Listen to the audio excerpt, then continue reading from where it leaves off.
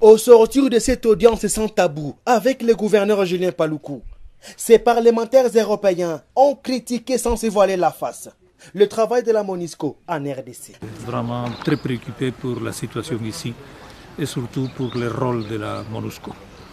C'est-à-dire, à mon avis, il y a un véritable gaspillage de moyens, un manque d'action pratique.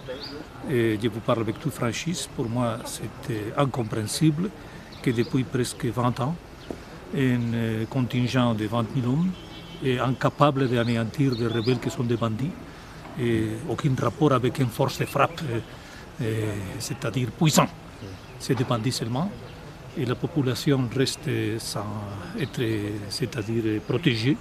Alors protéger les sacs et protéger la caserne, c'est intéressant, mais ce n'est pas le rôle. Il faut finir avec des déclarations d'humanisme hypocrites, c'est-à-dire je suis déjà fatigué d'écouter des déclarations de solidarité vides. Je veux des actions concrètes et je veux que la population de cette partie du monde est respectée et protégée par une force qui est venue ici pour la protéger. Dans ce qui se passe comme conflit armé en RDC, ces députés européens fustigent l'hypocrisie de la communauté internationale. Je pense également qu'il faut qu'on ait le courage et qu'on ne soit pas hypocrite pour reconnaître la déstabilisation venant de l'extérieur, de pays extérieurs, et particulièrement pays qui sont même soutenus par la communauté internationale. Donc il y a beaucoup d'hypocrisie dans tout ceci.